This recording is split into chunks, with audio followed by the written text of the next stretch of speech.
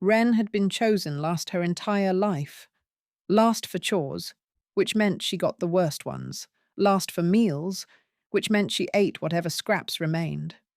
Last for sleeping quarters, which meant a thin blanket in the coldest corner of the room. Last for everything, always, without exception. So when she stood in the lineup of girls being presented to the Lycan king, she already knew how this would end. There were 20 of them, young women from noble families across the territory, gathered for the annual choosing. It was an ancient tradition. The king would select a companion from among the eligible daughters of his lords, cementing alliances and honouring families with royal favour. Wren was not supposed to be here. She was the illegitimate daughter of Lord Ashford, a shameful secret he had hidden for 19 years. Her mother had been a kitchen maid who died giving birth to her. Lord Ashford had taken her in, but only barely. She was raised alongside his legitimate children, but never acknowledged as one of them. She wore their cast-off clothes. She ate after they finished.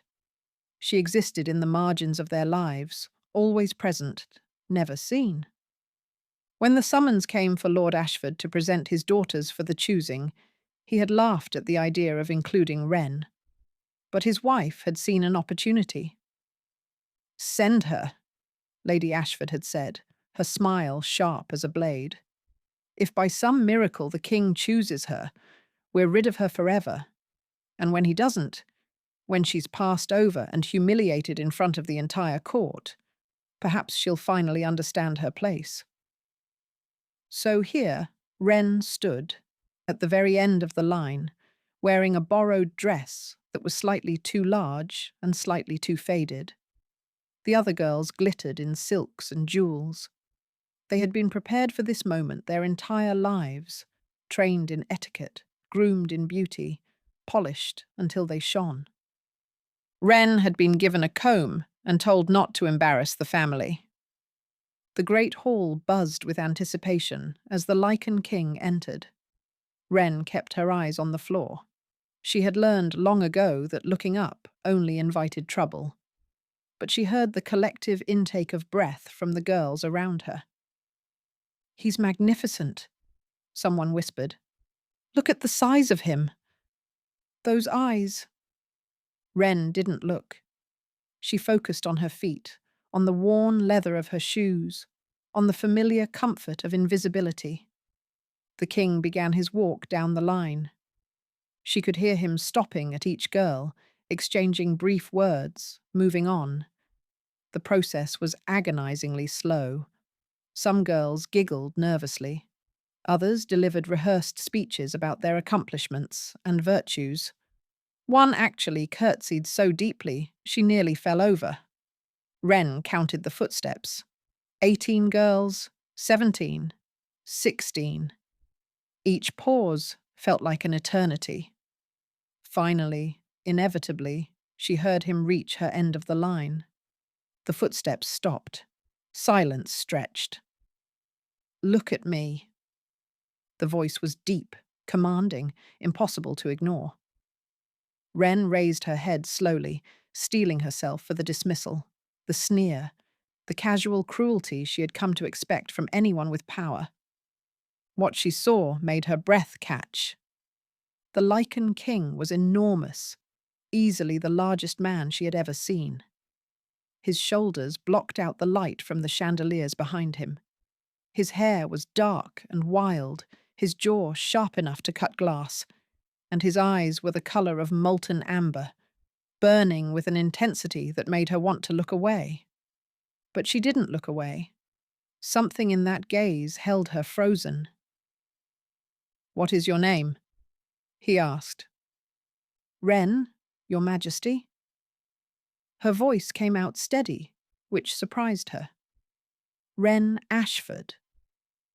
Something flickered in his expression. Ashford. Lord Ashford's daughter. His natural daughter. She saw no point in hiding it. Everyone in the room already knew. "I'm not legitimate." Whispers rippled through the crowd. Someone snickered. Lady Ashford's face twisted with satisfied malice. This was exactly the humiliation she had been hoping for. But the king didn't sneer. He didn't dismiss her. Instead, his head tilted slightly, those amber eyes studying her with unsettling focus. "You're at the end of the line," he observed. "I'm always at the end of the line, Your Majesty." Why? The question caught her off guard. No one had ever asked her why before. It simply was, the natural order of things, as unchangeable as the rising sun. "Because that's where I belong," she said finally.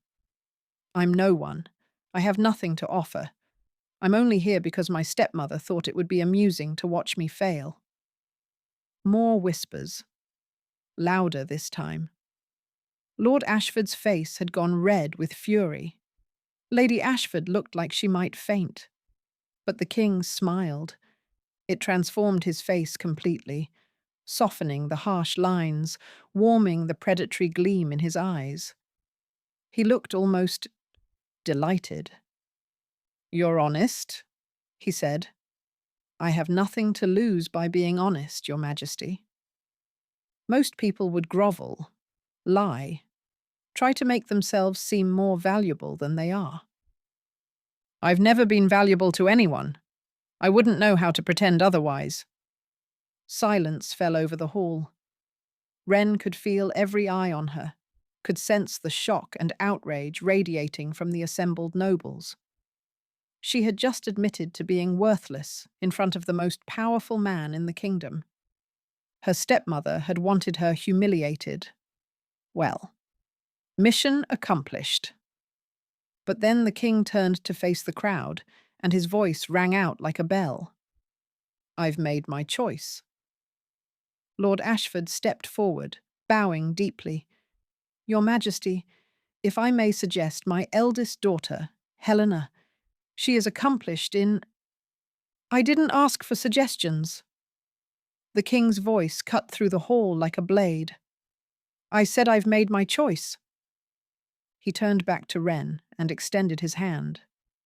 "The girl who was chosen last," he said, loud enough for everyone to hear. "Then I choose her first." The hall erupted. Wren couldn't move, couldn't breathe, couldn't process the impossible words that had just come out of the Lycan king's mouth. "Your Majesty." Lord Ashford's voice had gone high with panic. "Surely you don't mean— she's illegitimate. She's nothing. She's the only one in this room who told me the truth." The king's amber eyes never left Wren's face. "She's the only one who didn't try to sell herself like livestock at auction. She's the only one who looked at me like a man instead of a crown." His hand remained extended, patient, waiting. "The choice is yours," he said, softer now, meant only for her. "You can refuse. You can walk out of here and return to your old life. I won't force you." Wren stared at his outstretched hand. Large, calloused, steady. A hand that had probably killed hundreds. A hand that was offering her something she had never had before. A choice. She looked back at her family, at Lord Ashford's purple face, at Lady Ashford's horrified expression, at her half-sisters' gaping mouths. They had sent her here to be humiliated. They had expected her to fail. And instead, she had been chosen first. Wren placed her hand in the king's. His fingers closed around hers, warm, impossibly gentle, and she felt something shift in her chest. Something that had been closed off and protected for 19 years cracked open, just slightly. "Good," the king murmured, and the satisfaction in his voice sent shivers down her spine. "Let's begin." He led her past the line of rejected girls, past the sputtering nobles, past her family who looked like they had swallowed poison, and Wren, who had been chosen last her entire life, walked out of that hall on the arm of a king. She had no idea what came next. But for the first time in her life, she couldn't wait to find out. The king's castle was nothing like Lord Ashford's manor. Where her family's home had been cold and austere, designed to impress visitors and intimidate servants, the Lycan king's fortress felt strangely alive. Fires blazed in every hearth. Tapestries lined the walls in rich colours. The halls hummed with activity. Servants moving with purpose. Guards nodding respectfully as the king passed. A sense of warmth that Wren had never associated with places of power. She was still trying to process what had happened when they stopped before a set of ornate double doors. "These will be your chambers," the king said. "For now." Wren blinked. "For now?" "Until you decide what you want." He pushed open the doors, revealing a suite larger than the entire servants' wing at Ashford Manor. A sitting room with plush furniture. A bedroom visible through an archway, dominated by a bed piled high with furs. Windows that looked out over moonlit gardens. "I don't understand." Wren stayed frozen in the doorway. "Your Majesty, the choosing. When a king selects a companion, isn't she meant to go to his chambers? To serve him?" Something flickered in his amber eyes. "Is that what you've been told?" "That's what everyone says. The chosen girl becomes the king's property." Property. He repeated the word like it tasted bitter. "No, that's not what this is." He stepped into the room and turned to face her, his massive frame silhouetted against the firelight. "My name is Kaden, and I didn't choose you to own you, Wren. I chose you because you were the only real person in that entire hall." "I still don't understand." "Then let me be clear." He leaned against the mantel, crossing his arms over his chest. "You are not my servant. You are not my property. You are my guest. And potentially, if the fates are kind, something more. But that will be your choice to make, not mine." Wren's mind reeled. This wasn't how it was supposed to work. She had expected to be used, discarded, treated like the worthless thing she had always been told she was. "What do you want from me?" she asked, her voice barely a whisper. "Right now? I want you to eat something. You're thin enough that I can see your ribs through that dress, which tells me your family has been starving you. I want you to sleep in an actual bed, probably for the first time in years.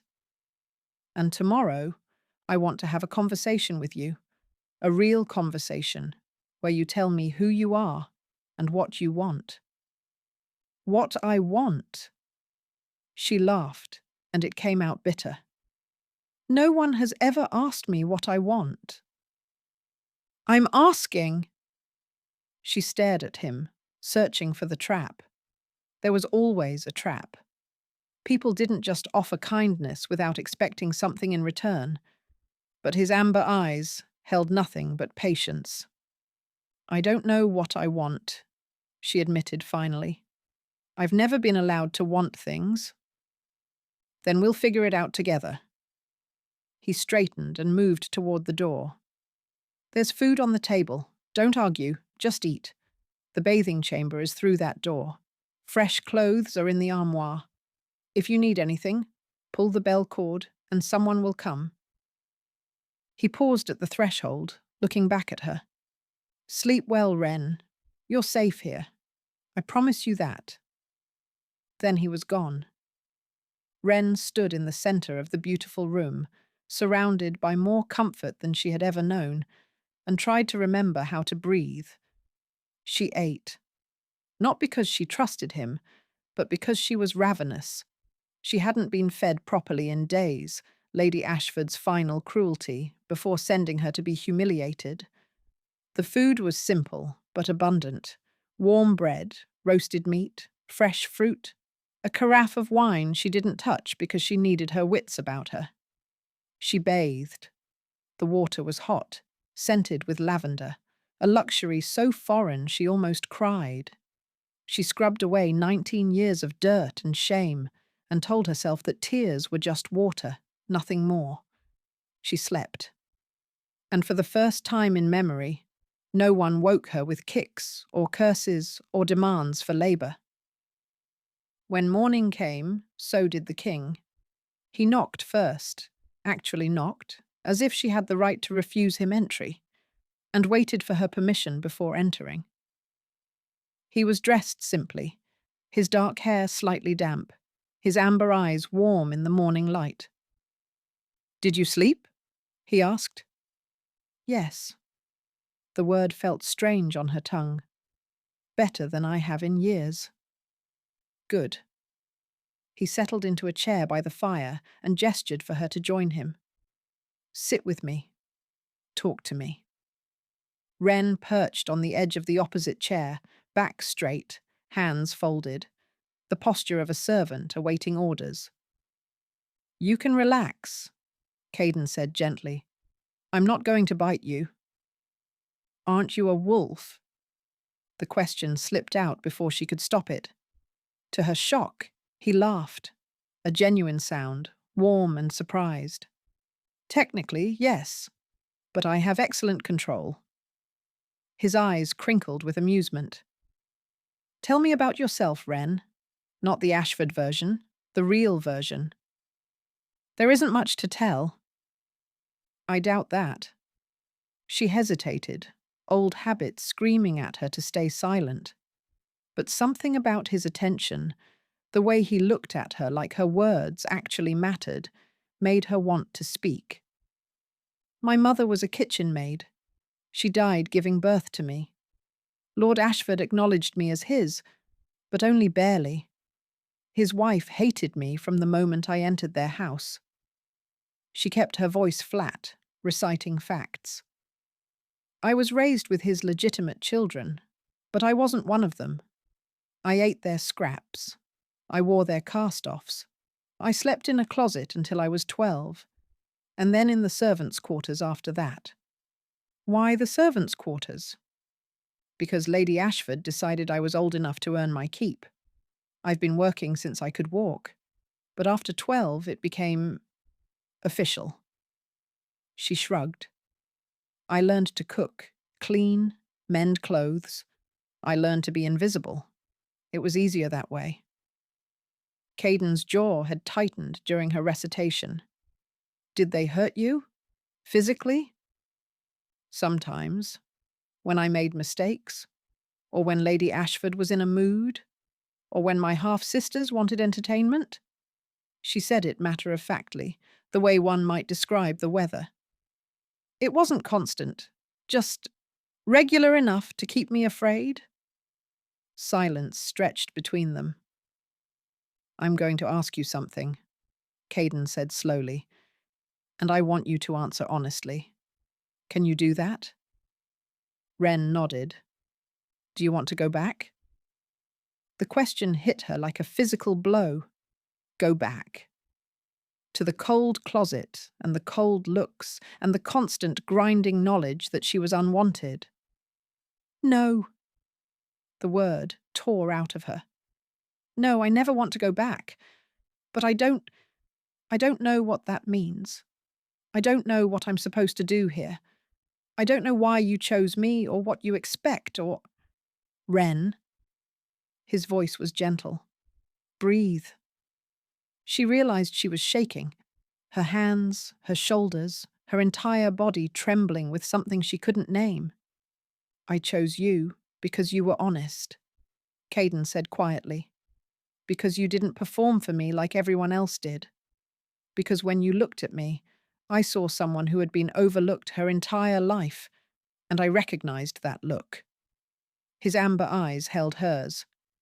"I know what it's like to be seen only for what you can provide, never for who you are. You're a king. I'm also a man, one who has been surrounded by people who want my power, my favor, my protection, but never me." He leaned forward, his expression intent. "You're the first person in a very long time who looked at me without wanting something. I didn't think I was worth wanting anything. I know. Something soft and sad crossed his face. And I'm going to spend however long it takes proving you wrong. Ren didn't know what to say, didn't know how to process the strange, terrifying warmth blooming in her chest. This isn't real, she whispered. It can't be. Things like this don't happen to people like me. They're happening now. He reached out and took her hand, gently, giving her every chance to pull away. Let them happen, Ren. Let yourself be chosen first, just this once. She looked at their joined hands, his, so large and warm and steady, hers, small and scarred and trembling. And she didn't pull away. 2 weeks passed like a dream Ren kept expecting to shatter. Every day, Kaden found time for her. Morning walks through the castle gardens, afternoon conversations in his study while he worked through correspondence, evening meals in his private dining room, where he asked her questions and actually listened to the answers. He learned that she loved books, but had never been allowed to read them. The next day, she found a key to the castle library on her breakfast tray. He learned that she had always wanted to see the ocean. He promised to take her when spring came. He learned that she had never celebrated her birthday, didn't even know the exact date. He declared that they would choose one together, and they would celebrate it properly. It was too much, all of it. Too kind, too gentle, too impossibly good. Ren kept waiting for the mask to slip, for the real Kaden to emerge, the cruel king, the ruthless predator, the monster that powerful men always revealed themselves to be. He never did. On the 15th night, she woke screaming. The nightmare had dragged her back to Ashford Manor. Lady Ashford's face, twisted with fury, her half-sisters holding her down while their mother raised a poker from the fire. The smell of burning flesh, the sound of her own screams. She was still screaming when the door burst open. Kaden crossed the room in 3 strides, but he didn't touch her. He knelt beside the bed, hands raised where she could see them, his amber eyes wide with alarm. Ren, you're safe. You're in my castle. No one is hurting you. She couldn't breathe. The phantom pain still seared across her back, vivid and terrible. She could still smell the smoke, still hear Lady Ashford's satisfied laughter. Look at me. Kaden's voice cut through the panic. Ren, look at me. She forced her eyes to focus on his face. Amber eyes, dark hair, the Lycan king kneeling beside her bed in the middle of the night, looking at her like she was the only thing in the world that mattered. Breathe with me, he said. In, out, slowly. She tried, failed, tried again.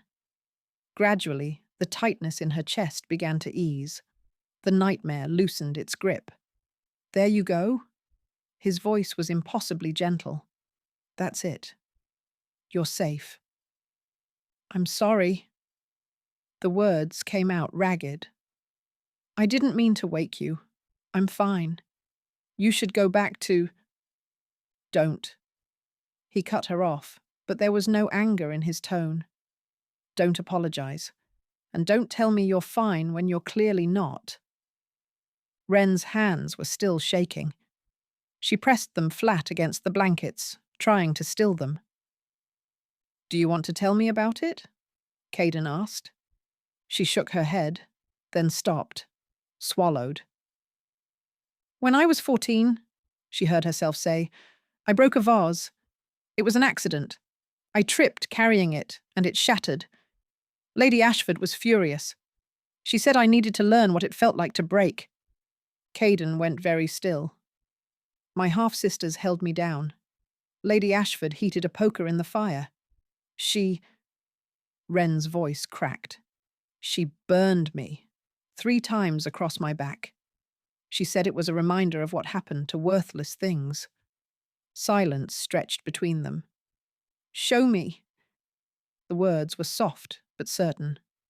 Wren hesitated, old shame rising in her throat. No one had ever seen the scars. She had hidden them for 5 years, terrified that they marked her as damaged, ruined, worthless. But something in Kaden's eyes, something fierce and protective, made her turn. With trembling hands, she pulled down the shoulder of her nightgown, revealing the 3 raised scars that crossed her back like brands. She heard his sharp intake of breath, felt the bed shift as he moved closer.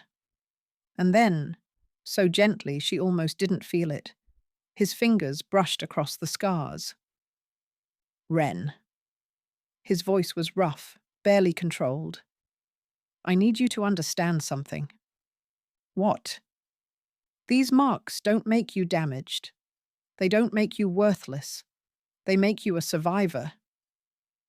His hand flattened against her back, warm and steady over the evidence of her pain. "You endured things that would have broken anyone else. You kept going. You're still here, still breathing, still fighting. That's not weakness. That's the most extraordinary strength I've ever seen." A sob escaped her throat. She couldn't help it. 5 years of carrying this secret, this shame, this proof of how little she had mattered. And he was touching her scars like they were precious. Like she was precious. "I don't know how to believe that," she whispered. "I know." He gently turned her to face him, his hands cupping her shoulders. "But I'm going to keep telling you until you do." She looked at him, really looked at him, at the amber eyes that held no disgust, only tenderness. At the jaw tight with controlled fury, not at her, never at her, but at the people who had hurt her. At the king, who had every right to take whatever he wanted, and instead chose to kneel beside her bed and hold her through her nightmares. "Why do you care?" she asked. "You could have any woman in the kingdom, women who are beautiful and whole and undamaged. Why do you waste your time on someone like me?" "Waste?" Something flashed in his eyes. "You think this is wasted time?" "I think I don't understand what you see in me." Kaden's hands moved to cup her face, tilting it up until she had no choice but to meet his gaze. "I see someone who survived 19 years of cruelty and still managed to be honest instead of bitter. I see someone who expected nothing from me and therefore was the only one who offered something real.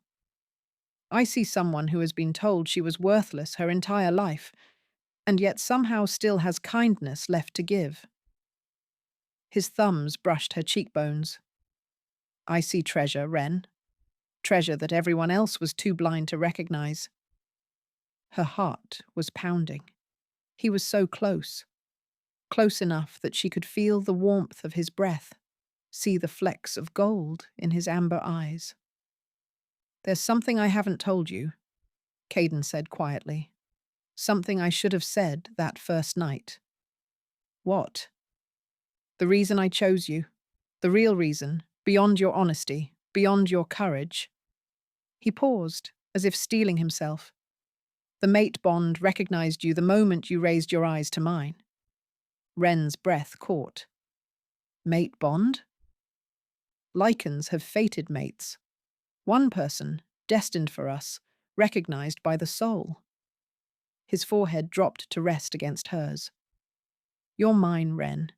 You've been mine since before you walked into that hall.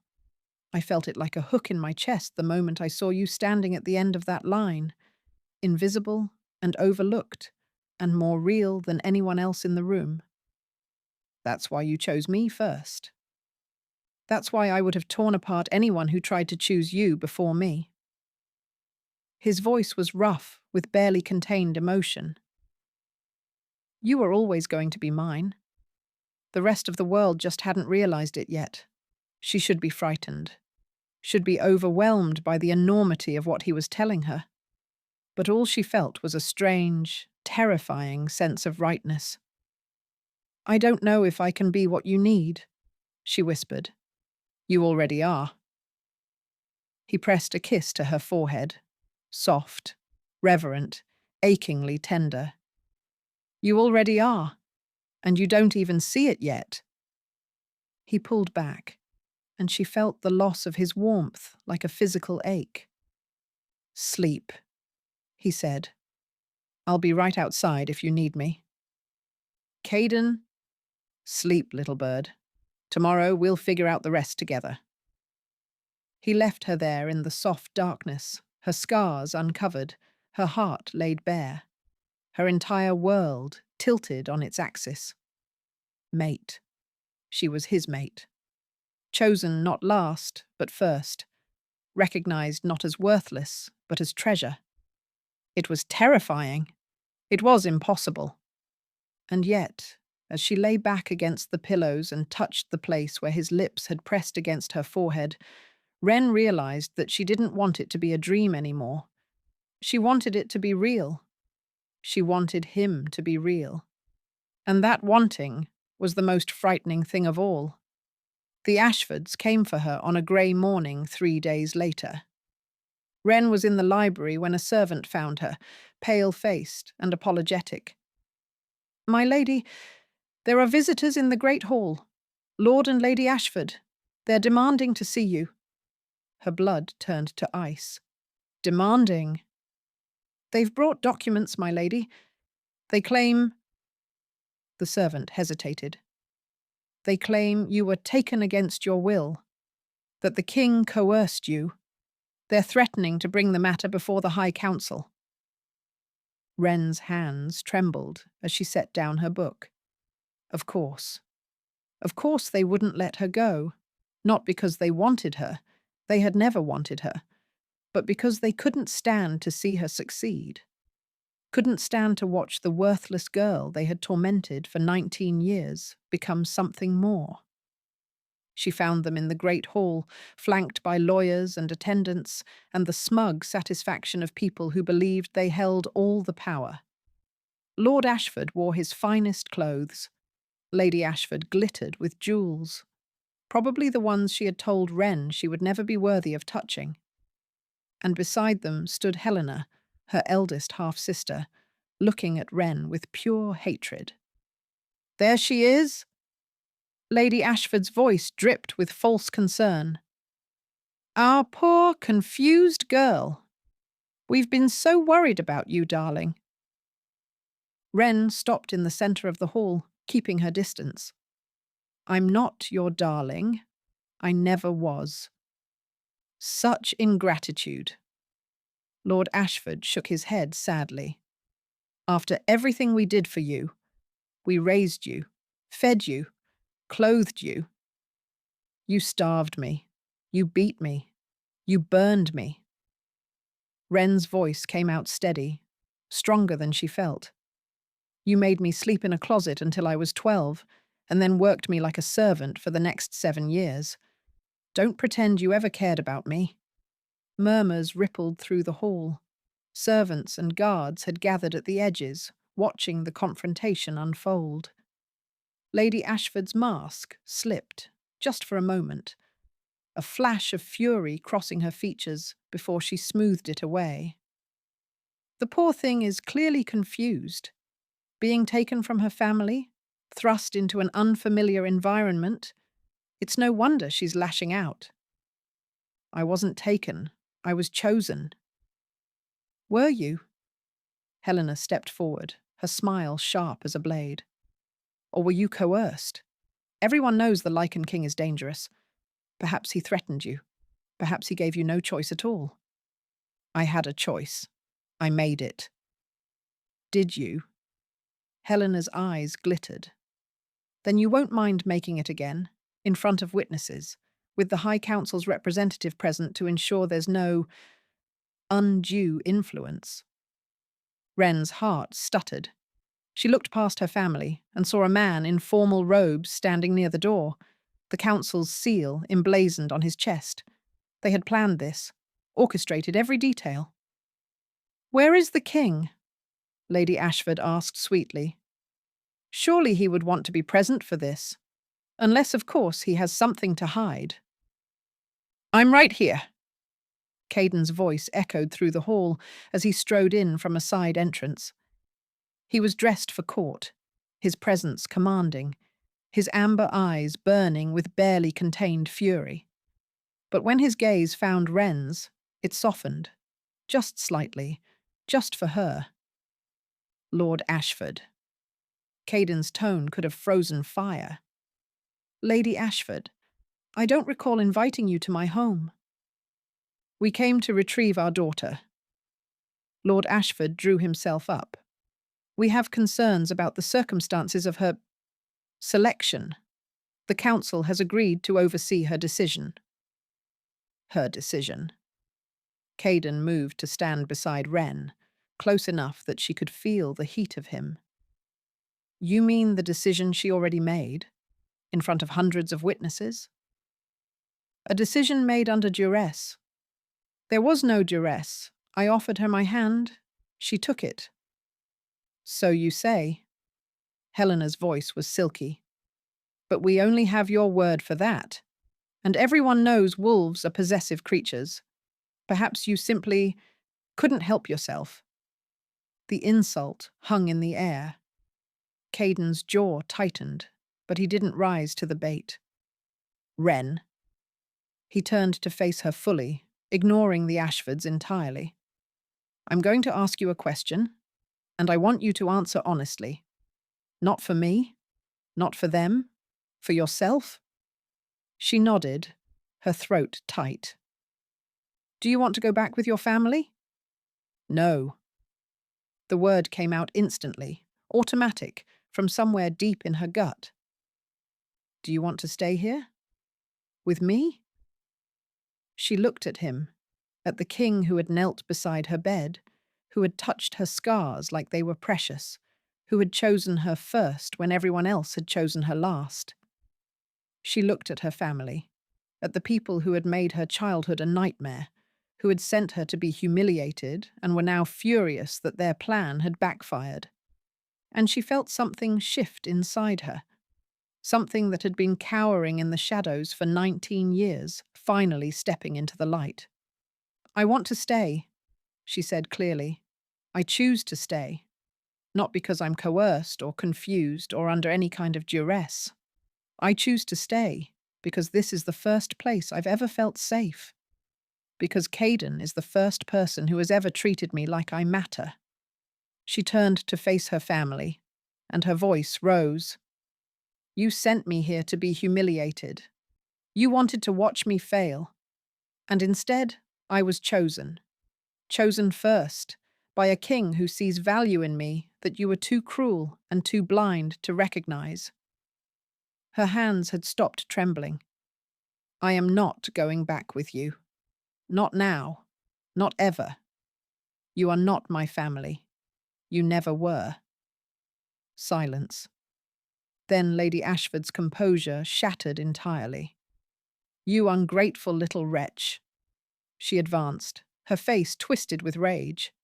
After everything we did for you, we should have thrown you in the gutter where you belonged. You're nothing. You're less than nothing. You're... Enough!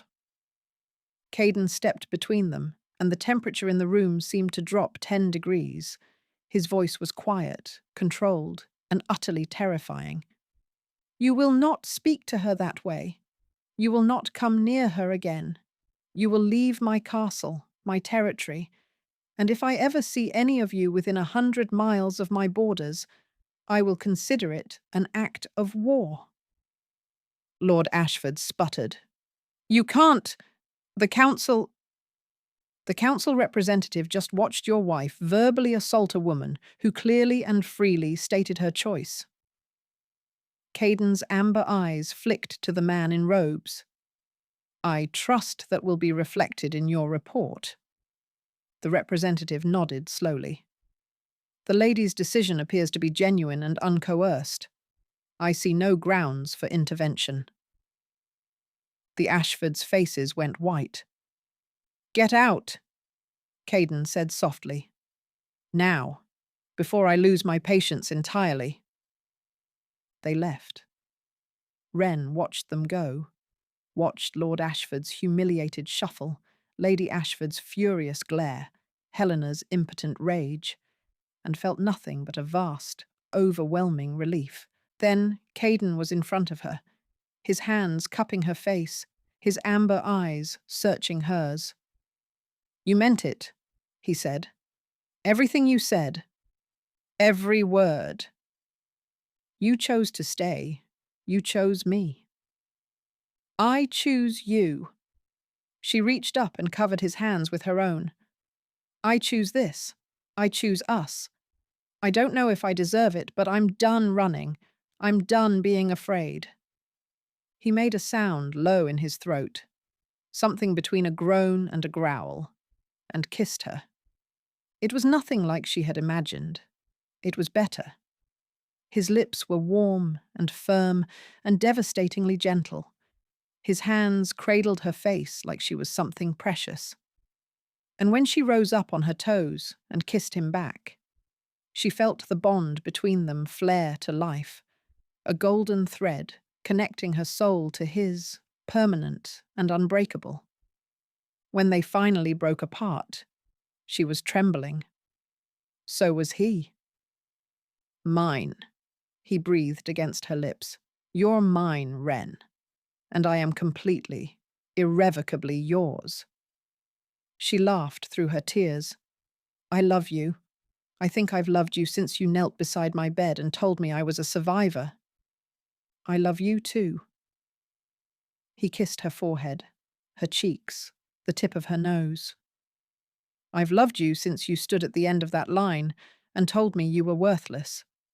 I knew right then that I would spend the rest of my life proving you wrong."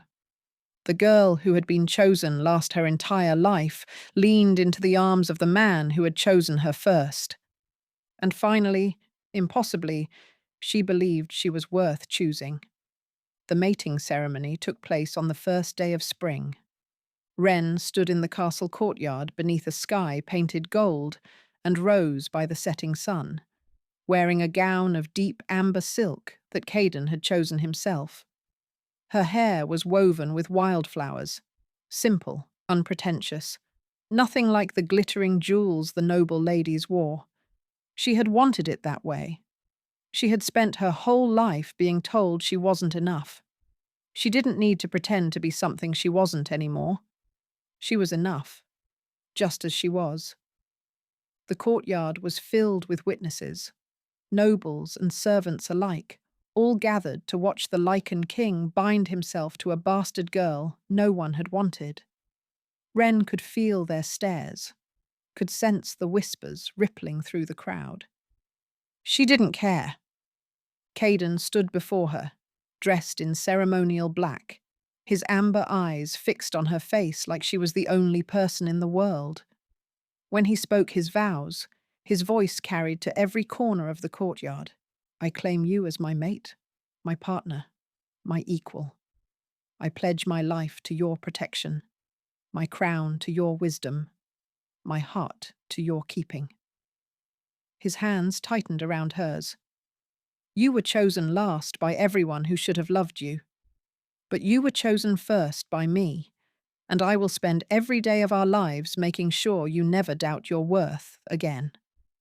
Wren's eyes burned with tears.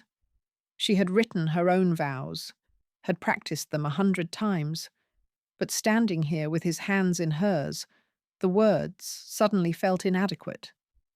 So she spoke from the heart instead. "I spent 19 years believing I was nothing," she said, her voice steady despite the trembling in her chest. "I learned to make myself small, to be invisible, to expect nothing, want nothing, hope for nothing, because hope was just another way to be disappointed." She squeezed his hands. "And then you walked down that line, past all the glittering girls who had been prepared for you their entire lives, and you stopped at the end. You stopped at me. You saw something in me that I couldn't see in myself." Her voice cracked, but she pushed through. You didn't just choose me, Kaden. You taught me that I was worth choosing. You showed me kindness when I expected cruelty. You showed me patience when I expected demands. You showed me love when I didn't even know what love looked like. She rose up on her toes, bringing her face closer to his. I am yours, not because fate demanded it, but because I choose it. I choose you. Today, tomorrow, for every day of forever. I am done being invisible. I am done being last. With you, I am finally, gloriously first. Kaden made a sound low in his throat and kissed her before she finished speaking. The crowd erupted into cheers. That night, in the warmth of their chambers, they completed the bond. Kaden was reverent, patient, treating her body like something sacred. He kissed her scars, each one, slowly, deliberately, and whispered against her skin that they made her beautiful. When they finally came together, Wren felt the bond lock into place, a golden thread connecting her soul to his, permanent and unbreakable. She had never felt so whole in her life. Afterward, she lay in his arms, her head on his chest, listening to the steady rhythm of his heart. "What are you thinking about?" he murmured into her hair. "That I keep waiting to wake up." She traced lazy patterns on his skin. "This still doesn't feel real sometimes. Like I'm going to open my eyes and find myself back in that closet, dreaming of a life I could never have." "It's real." His arms tightened around her. "I'm real, and I'm not going anywhere." "I know." She tilted her head up to look at him. "I'm starting to believe it. Finally." He kissed her softly, sweetly. "That's all I've ever wanted. For you to believe you deserve this." "I do." The words came out certain, without hesitation. "I deserve this. I deserve you. I deserve to be happy." Caden's smile was like sunrise. "Say it again." "I deserve to be happy." "Again!" She laughed and swatted his chest, and he caught her hand and kissed her palm, and she thought that this playful joy, this easy love, was worth more than all the fine gowns and jewelled crowns in the world. Word of the mating reached Ashford Manor within the week. Wren heard about it from a travelling merchant who had stopped at both estates. Lord Ashford had reportedly locked himself in his study for 3 days, refusing to speak to anyone. Lady Ashford had thrown a vase at a servant's head and screamed that the bastard girl had stolen everything from them. Helena had been rejected by 3 potential suitors in as many weeks. No one wanted to align themselves with a family that had been publicly banned from the king's territory. The Ashfords were ruined, not by violence or revenge, but by the simple, devastating truth of their own cruelty. "Does it bring you satisfaction?" Kaden asked when she told him. Wren considered the question carefully. "No," she said finally, "but it brings me peace. They can't hurt me anymore. They can't hurt anyone anymore, and everyone finally sees them for what they really are. The best revenge is simply living well." "Then I am very well revenged indeed." She smiled and leaned into his embrace. "I don't want to think about them anymore. They're part of my past. You're my future." "Always," he promised against her hair. "Always." 2 years later, Wren stood on the balcony of the castle, watching the sun set over the mountains. Her hand rested on the swell of her belly. 5 months along, the healers said. A girl, if the old wives' tales were true. She hoped they were. She hoped her daughter would grow up knowing she was wanted, cherished, chosen first from the moment she drew breath. Arms wrapped around her from behind, and she leaned back into Caden's warmth. "You should be resting," He murmured against her ear. I'm fine. The baby's fine. We're just enjoying the view. Both of you? All three of us. She turned her head to kiss his jaw. Your wolves are pacing outside the nursery again. I think they're more excited than you are. Impossible. His hands spread across her belly, protective and reverent. I didn't think I could love anything more than I love you. And then you told me about her, and I realized my heart was bigger than I knew. Wren's eyes stung with happy tears. I love you. I love you too. He turned her gently in his arms, cupping her face in his hands. My queen, my mate, my miracle. I'm not a miracle. I'm just a girl who was chosen last. You were never just anything. He pressed his forehead to hers. You were always extraordinary, Wren. The world just took too long to see it. She smiled through her tears. You saw it. I was the lucky one. He kissed her softly as the sun dipped below the horizon, painting the sky in shades of amber and gold. She had been the girl chosen last, the bastard daughter, the invisible child no one wanted. Now she was a queen, a wife, a mother-to-be, loved beyond measure, valued beyond words, and she would make sure her daughter knew every single day that she was chosen first, always first, forever. If you enjoyed this story, make sure to subscribe and turn on notifications so you never miss another tale of fate, love, and happily ever after.